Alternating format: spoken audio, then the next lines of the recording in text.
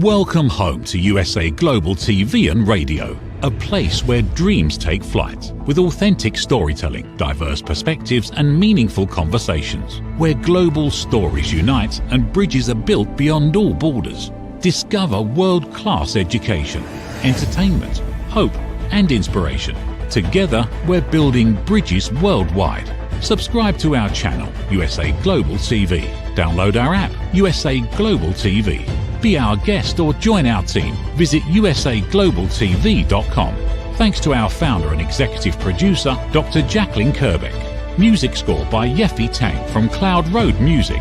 Voiceover artist Mike Porter. Creative direction by Paul Garcia. USA Global TV and Radio, your home for global connection. All rights reserved. This video and its contents are the exclusive property of USA Global TV and Radio. Unauthorized use, duplication or redistribution in any form is strictly prohibited.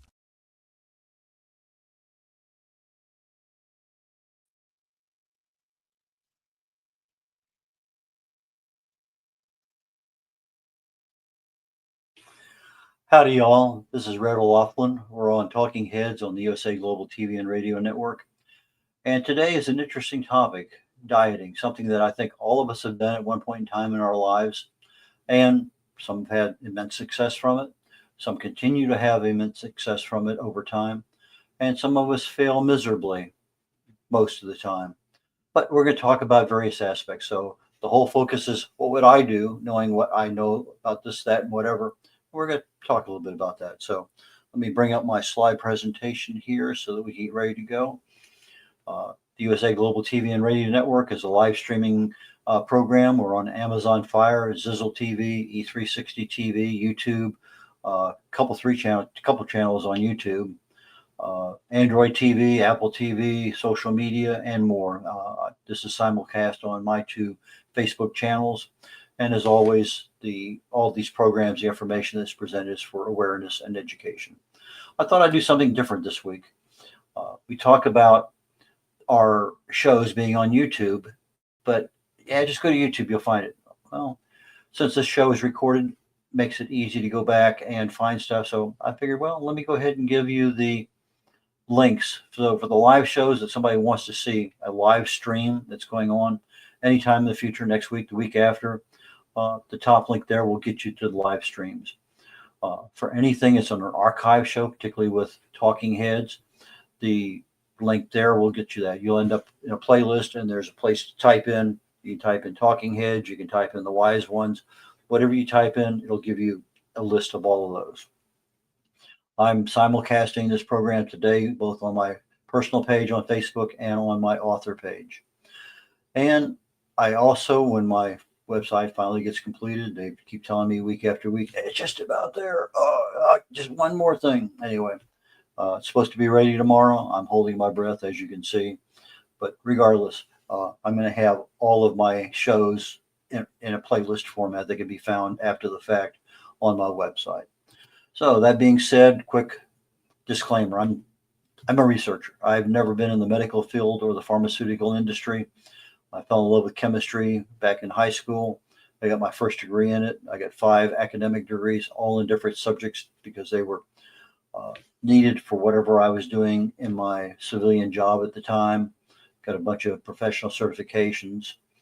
In fact, one of them is in the Houston area. It's extremely rare to find. It's called Certified Professional Logistician. And it's an 8-hour exam, and you cover a couple hours on design, a couple hours on manufacturing, a couple hours on operations, a couple hours on transportation and retirement.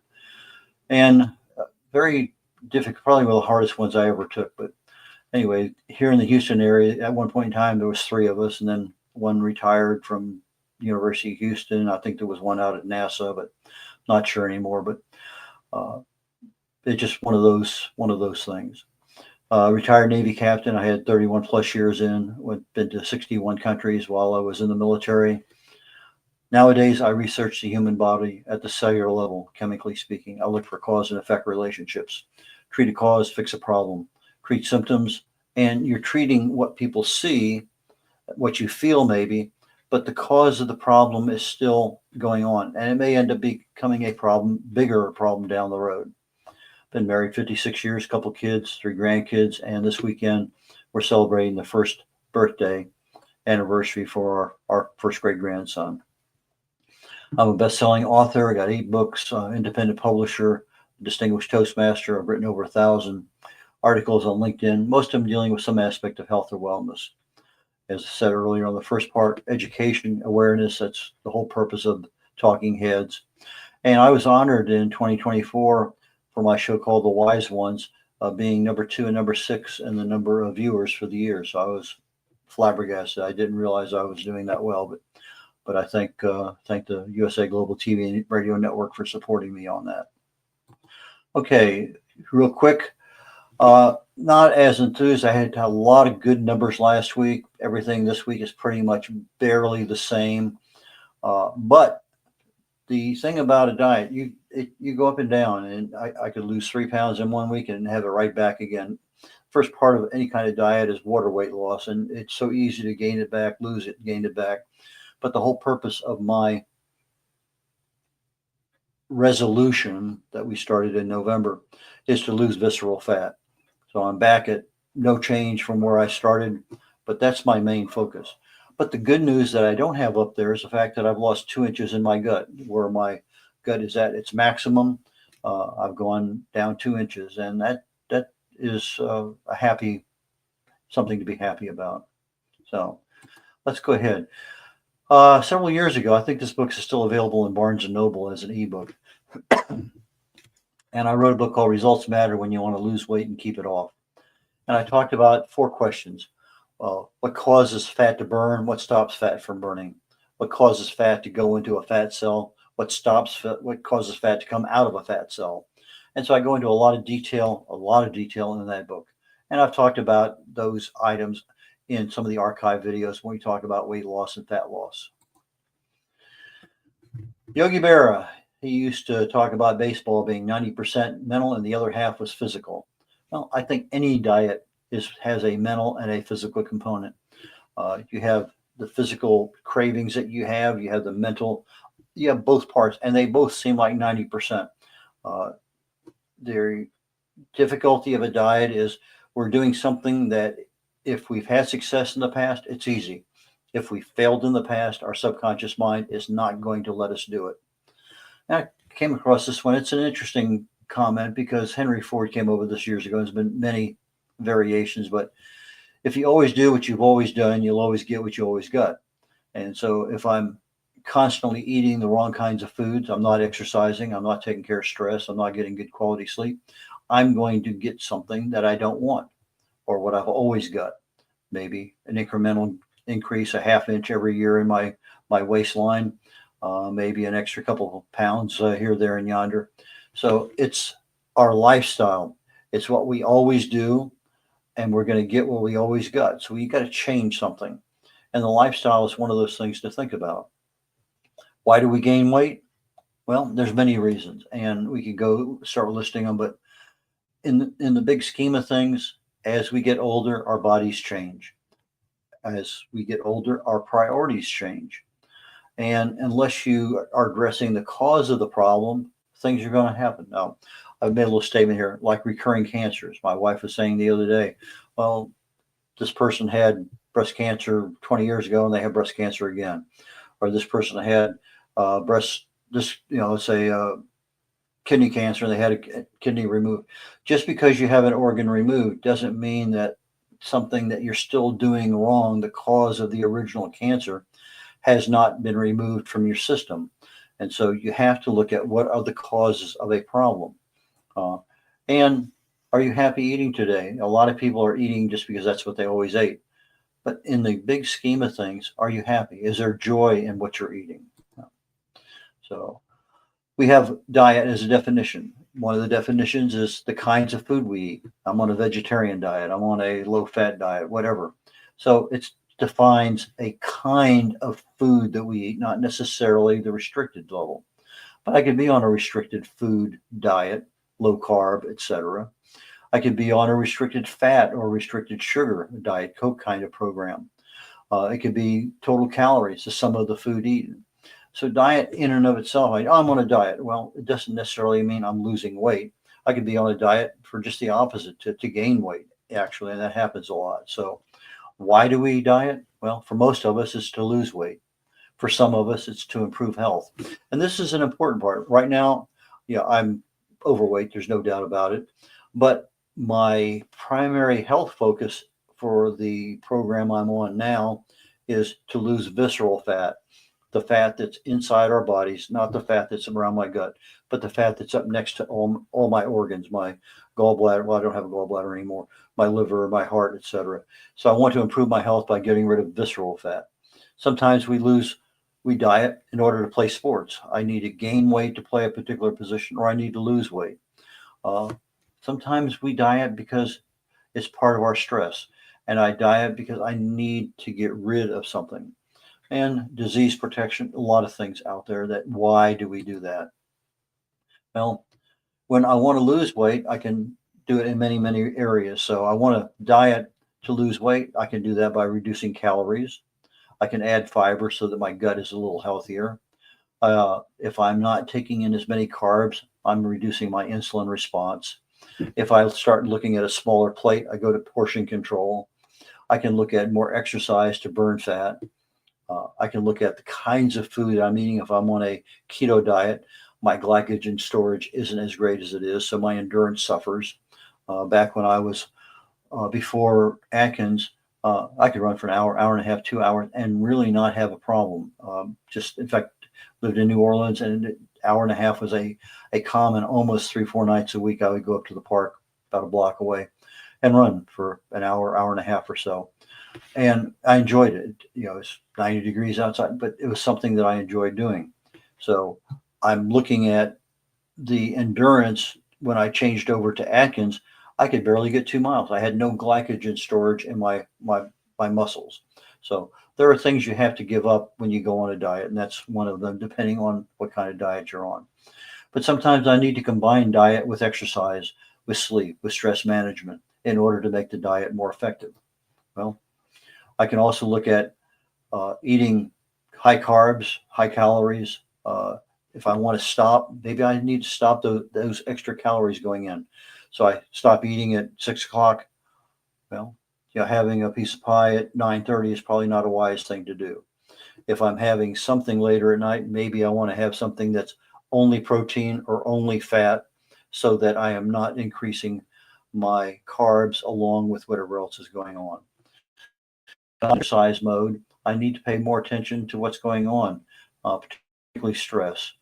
Um, Sometimes the meds I'm on is going to create a dietary issue. I'm going to add weight because I'm on a certain med. It's just that's the way the meds work. Eating at the wrong times. Lots of studies show that if I take the exact same food and I eat it for one meal a day, and I don't eat again, I'll actually lose weight eating the same food. What turns out is that when I'm eating 3 meals, 4 meals, 5 meals a day, that I don't allow my body a chance to accommodate for that meal. And we call it autophagy and some other things. But if you can eat within a 4 or 6 hour window, whatever food you were eating before, you're probably going to lose a little bit of weight because your body has a chance to start actually working on losing weight. Genetics is always an issue for some of us. Some of us end up with fluid retention by the foods we eat. Aging for all of us becomes a problem. So many aspects of aging. And sometimes we have a medical condition. And we end up being obese. We end up with diabetes. We end up with heart issues. We end up with anxiety. A lot of problems with some medical conditions and weight. Other times, a disease we might have may cause a temporary problem with weight because of the meds we're taking. Menopause, after giving birth, heart failure, emotional issues. A lot of problems hinge around weight with regard to emotional issues. Sleep deprivation, and that also ties in a lot with emotional issues. If we stop smoking, we start eating more, many people. Sometimes the food availability, if it's there, I'm going to eat. How many times have you tried to start a diet and there's 3 or 4 cookies on a plate and you pick one up and then you go back later and you pick up another one because it's available, it's in sight. And the same thing can be whether it's a glass of wine or a Coca-Cola or half a dozen other things. Because it's available, we help ourselves. A lot of us, as we age, we start getting more into a sedentary lifestyle. We end up sitting more than being up and around. We watch more TV, we read, we may do, it doesn't matter what we're just not as active. Alcohol consumption, diabetes, cancer, a lot of things can cause us to gain weight as we age. And so these are just a few. So, and what I wanted to point out by that is the fact that we're gaining weight and we're thinking a diet's going to cause us to lose weight, but there's multiple causes of gaining weight, but diet is only one fix.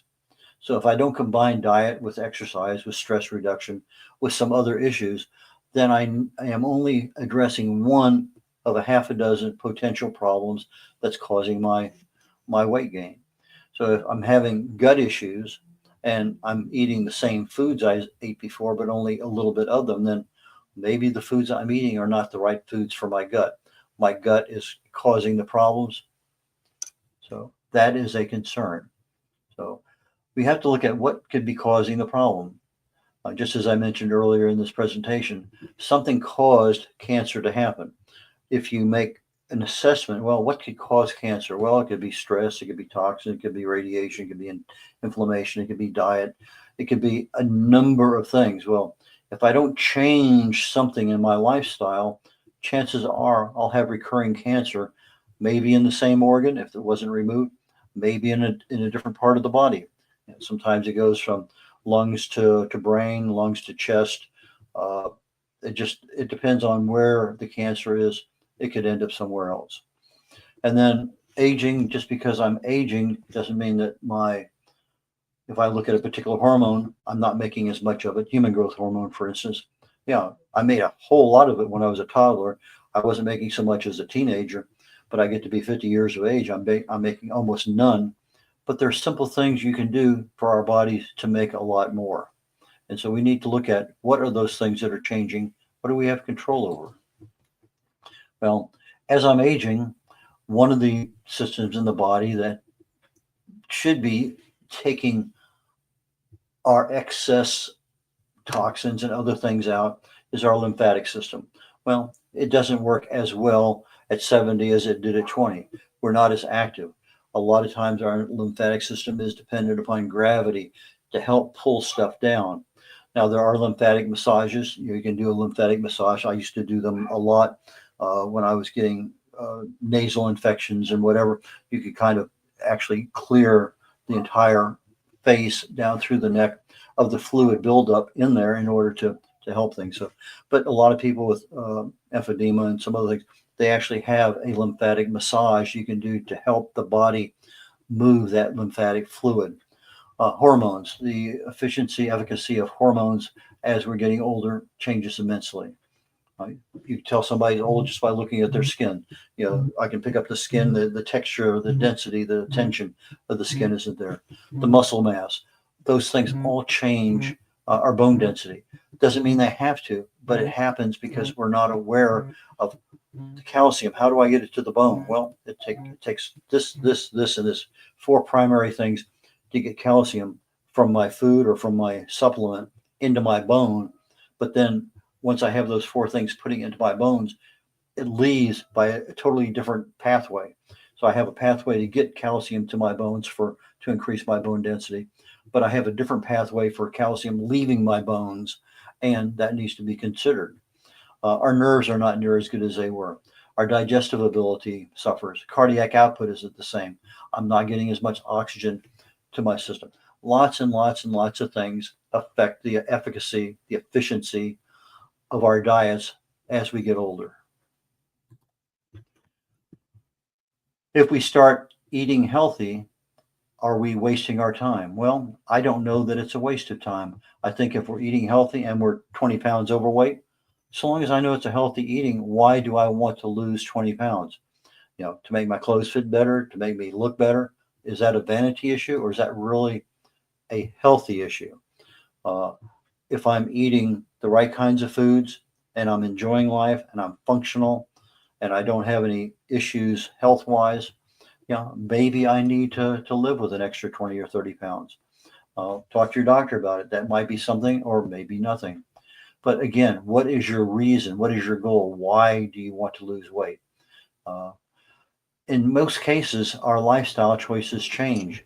When I was 20 and active doing this, that, and whatever, and flying all over the world with the military, totally different lifestyle than I am today at nearly 80, and I can barely get out of my own way. Up until the time in June when I came down with shingles, I was doing a 72-hour fast every month.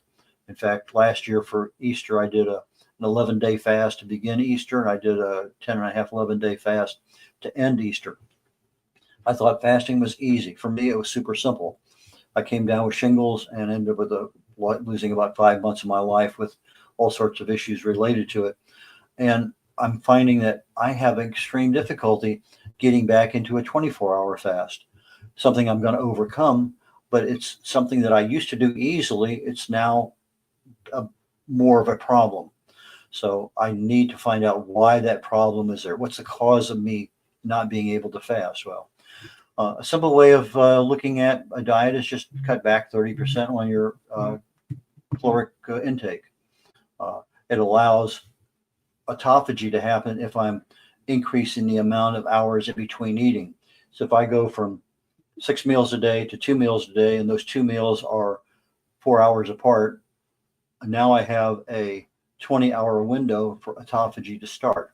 Now, autophagy is a simple process in the body which the body actually goes in and cleanses every cell of all the junk, all of the stuff that needs to be recycled, and you're basically getting a full cleanse of the body.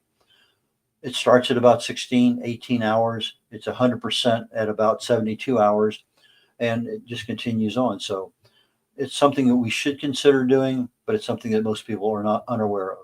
So when I look at fasting, it's something that I want to do on a semi-regular basis, intermittent fasting, 1 meal a day, or go on an extended fast 2, 3, 4, 5, 6 days a week for a month. Balanced nutrition, regardless of what diet you're on, is absolutely critical, and we'll talk about that a little bit later on. Behind the scenes, why did I put that one in there? Behind the scenes, when you're looking at your body, things are going on with regard to my human growth hormone, my insulin, all different things are going on. And if I'm not providing the right balance of nutrition, so that, let's say that I'm a vegan and I'm not getting enough vitamin B12, which is very difficult to get with a vegetarian kind of diet, then one of the potential symptoms of being B12 deficient, it mimics Alzheimer's. So if I'm deficient in magnesium, it may be affecting my sleep. If I'm deficient in B1, B2, I may be having a lot more anxiety. So behind the scenes, things are happening in our bodies that we could balance out by making sure we're not deficient in some of our primary nutrients. So I ask you the question, if you're going to diet, why? That should be only easy day was yesterday. The Navy SEALs have a term when they're going through just a normal training to be a Navy SEAL. The only easy day was yesterday. Well, because anything we're doing as we get older, we're finding out that yesterday was easier than today. So if I know my goal is, now I can start preparing my subconscious mind and start making things happen. If my goal is to lose 10 pounds, boom, fit better in whatever I want to fit better in, versus I want to lose weight forever, well, that's a different mindset. If I'm doing it because my business requires it, I'm in TV, it's my appearance, it's the way I fit in my clothes, versus losing weight for pleasure because I can do more things. Lots of issues enter into the why, and that why determines, in many cases, our success level in completing our weight loss or our diet. The availability of food versus when you eat. We talked about that just a minute ago. Other responsibilities. Am I taking care of somebody? Are they sick? Am I having health issues of my own? Boy, I know about that for sure here in the last several months. So what's going on? Do I have little kids to take care of? Do I got to get them to school? I got to pick them up. Do I have responsibilities at work that require a lot of overtime?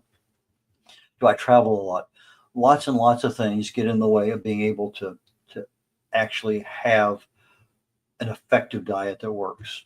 And once we understand what's going on, like I started my program showing you the numbers. I went through Thanksgiving. Okay, that wiped out a couple of weeks of good progress. 7 Christmas parties during December. Got a party tomorrow night I'm going to. Lots of things on there. So I got to accommodate and, okay, when am I going to get serious about this? And when I finally decide to get serious, I'm going to start seeing the numbers I want. But I am happy that I lost 2 inches. Atkins. I did it for 6 years. Great success. Lost 7, 8 inches in my gut. Lost about 40 plus pounds. Kept it off forever. And I had fun. I enjoyed it. I thought it was a great diet. But when I did my very first bone density test, I was osteopenia. And I didn't know why. I had been lifting weights for years. I've been running for even longer than that, decades. And I figured I had some really strong bones. Well, I didn't. Because when I started looking at, well, how does calcium get to the bone? Okay, I understand that. Well, what causes calcium to leave the bone? That I didn't understand. And because of the diet I was on, my body's alkalinity was lacking. I was very high in acidic environment of my body. And as such, it allowed my bloodstream to leach, to suck, to pull out calcium from my bones to maintain a proper pH. And so even though I was doing what I thought was needed to be done, I wasn't aware of the whole picture. So I needed additional education. I went and found it. Okay, now I understand why. So when I look at dieting now, I look at a little bit bigger picture, and we'll talk about that. I used to be able just to, for annual flight physical, I knew, okay, I had to be at this weight. And as I started getting more and more senior, the pounds came on a little bit more. Okay, I'm right up at the maximum. But if I'd go out and run 5 miles, no problem with blood pressure. If I'd lose 5 pounds, no problem with blood pressure. So blood pressure was never an issue. Well, blood pressure is an issue for me now. Now, is part of that because I'm older? Yeah. Is part of that because of Agent Orange from Vietnam? More than likely. So there's things that have happened, and I'm working on monitoring that and seeing what I can do. But exercise and health is absolutely critical. If I'm on a diet, as I mentioned earlier, I may not be able to run 2 miles. I have to, what can I substitute for that exercise? Well, maybe I can exercise by walking. Well, I can walk 5 miles easily. Still today, my wife and I walked the Camino de Santiago 500 miles in 30 days, and we were walking 18, 20 miles a day most of the time. It wasn't difficult because there was a lot of stops along the way. So look at what you can do to exercise because your body does need that extra amount of oxygen and the ability to move. One of the reasons why I would do it would be disease prevention. I understand I have to keep my body alkaline, so my pH is an issue I need to track. And if I have a healthy gut, my immune system is probably going to work pretty well. If I don't have a healthy gut, the immune system is going to be challenged easily. So those are issues that need to be addressed. What would I look at today if I was real serious about a diet? Dr. Terry Walls wrote a book called The Walls Protocol. She is, I believe, an internal medicine doctor. Very late in life, she came down with MS, multiple sclerosis. And no matter what the doctors did, it got worse and worse. She finally ended up in the wheelchair and for years unable to do much of anything. She started studying the autoimmune system, wrote a book called The Walls Protocol. My wife was going through chemo, and this is where I got my chemistry back. In high school as a sophomore, I fell in love with it. Just absolutely fell in love with chemistry. It answered the question in my life: why do things happen? Okay, boom, boom, boom. You do this and this, that happens, and do this and this, and it happens in that amount. So that was kind of something in the back of my mind. When I worked for Halliburton, I was assigned as, why did this fail? And you go down to various pathways, to about 7 levels of why, and you can get down to the basic root cause of something. You fix that root cause. Well, I was trying to figure out in my wife's case, with all of the drugs she was on, the chemo, everything else, what could we change that would make her side effects a little bit better? Well, everything worked pretty well that I could find, but I couldn't fix or address the fatigue at all. That was one thing that no matter what, 2, 3, 2-hour naps a day, and she just wasn't eating. So between chemo and radiation, I had come across the Walls protocol. And when I looked at it, it says, well, Dr. Terry Walls put herself on her own protocol. And within 3 months, she was out of a wheelchair using a walker. I said, whoa, she'd been in a wheelchair for years. And now all of a sudden, in just a few months, she's able to be ambulatory by herself. And then a month later, she was able to walk using a cane. By the end of the year, she's bicycling 18 miles. So I was thinking to myself, if that kind of change can happen, because all she did was change, there's 4 parts of the protocol, but the main one was diet. And I've gone into the Walls protocol and the 4 different parts. Not going to touch into that today because I want to talk about diet. But so told my wife, I said, let's put you on the Walls protocol between radiation and chemo. Chemo and radiation, because the radiologist says her fatigue would probably get worse. Okay, so we did. And literally 48 hours, not even 72 hours, 48 hours, putting her on the Walls protocol, she stopped taking naps.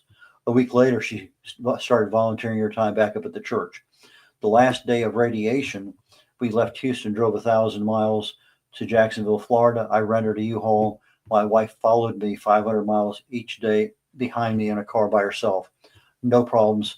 72 hours after her last radiation treatment. All because of the food she was eating. Why?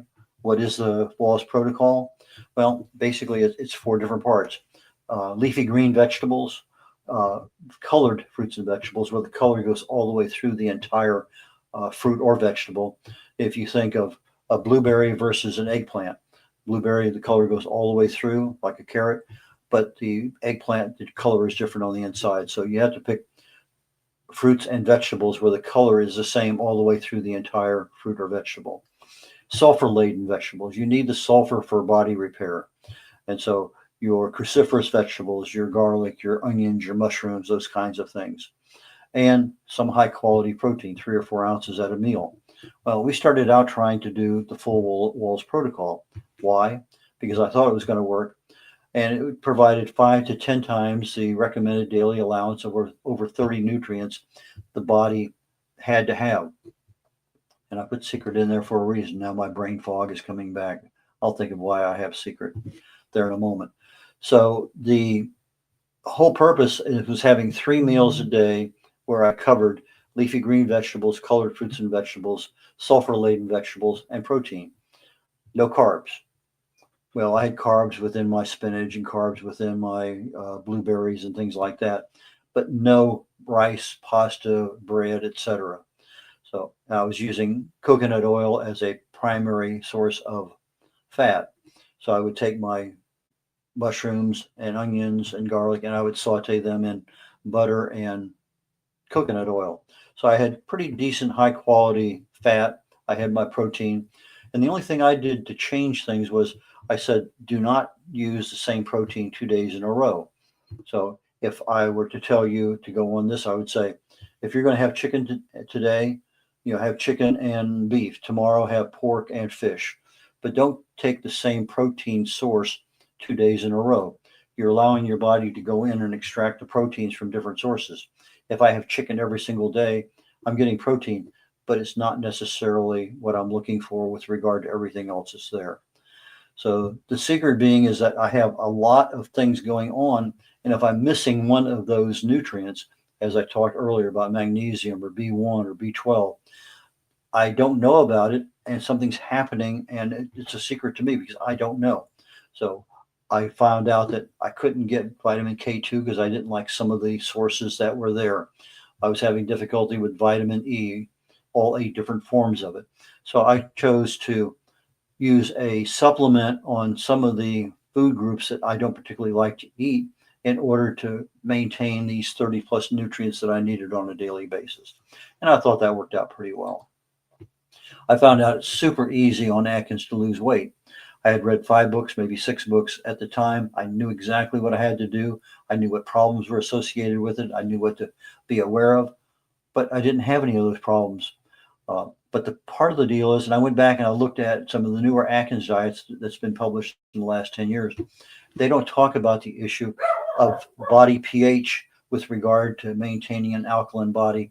so that I don't lose the bone calcium, and that's a big issue. So even though it's an issue, it's not in the book. So I'm having be aware of the problems on any kind of diet you're on. The Mediterranean diet, I think, is pretty easy to follow, uh, and for some people that works well. I'm not a vegan vegetarian. I applaud those people who want to be. It's not something I could do nor want to do. But again, vitamin B12, there's just a lot of things you got to, I mean, you have to be very careful when you put yourself on an exclusivity kind of diet, because trying to get the 30 plus nutrients your body needs daily requires a lot of attention and awareness to what has how much and how much do you need and what kind of problems can I have if I'm not getting the appropriate nutrient. A keto one is one that's very popular because you're on fat all the time, protein, you're going to lose weight. Super easy to lose weight. But very similar to Atkins, you're going to be having problems with bone density down the road. You're going to have pH problems also down the road. So if you're looking at a kind of diet to be on, I would strongly recommend the Walls Protocol. But you have to be on a diet that you can ensure yourself some level of consistency. You have the textures of the foods that you like to eat. You have the flavors of the foods you like to eat, and you have the quantity. Now, in the Walls Protocol, it's a cup of this, a cup of this, a cup of this, and 3 ounces of protein. Well, if you have sauteed vegetables, it's a half a cup. So I put a cup here, a cup here, a half a cup here. All of a sudden, that plate is piled up. That's a lot of darn food. And you do that a couple times a day, and you find yourself, that's a little bit more than I want to eat. But it's the quality food that you need in order to meet the requirements your body has. But with balancing your nutrition through a Walls Protocol type of diet, type of eating regimen, you're actually providing your body an enhanced level of disease prevention. You're improving your body's immune system because you're providing a lot of the materials your gut needs to digest food properly.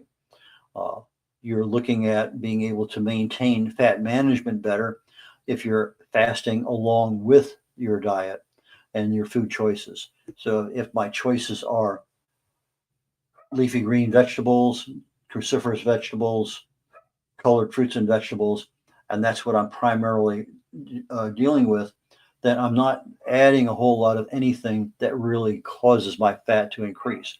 If I increase my fasting periodically, then I'm allowing my body to go into autophagy, which is going to help clean things up. As I age, my inflammation, oxidation are going to increase. They're just part of life.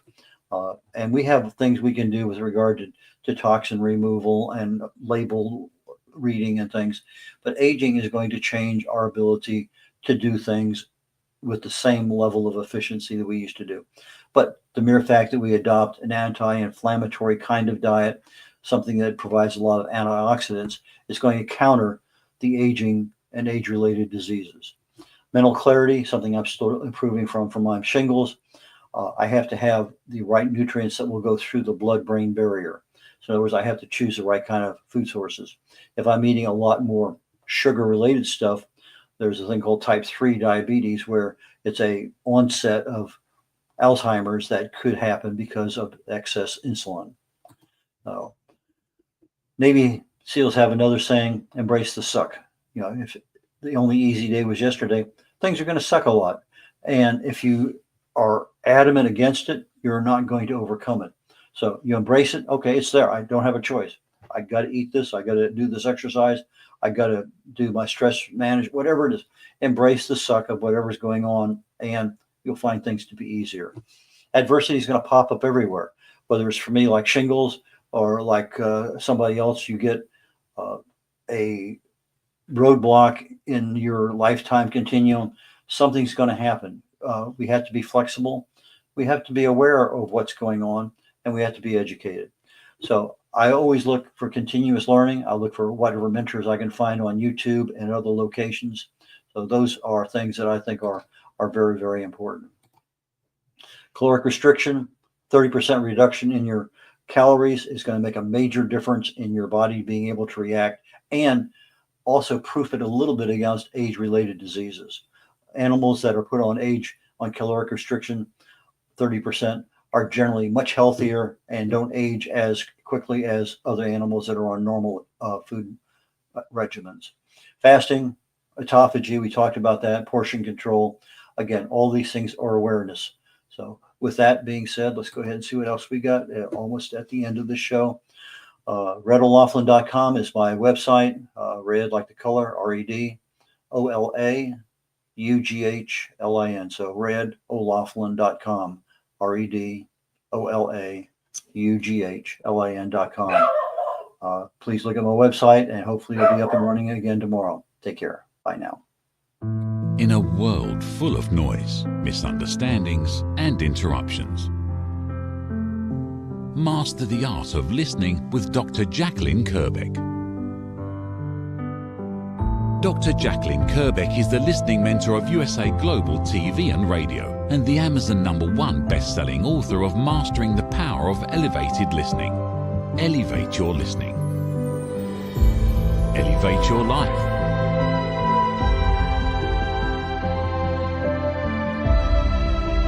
Join a global learning experience in person or via Zoom. Reserve your spot today. usaglobaltv.com/book-your-session or drjacqueline.thinkific.com. Join Dr. Kerbeck's listening courses or hire her to unlock deeper connections and authentic conversations.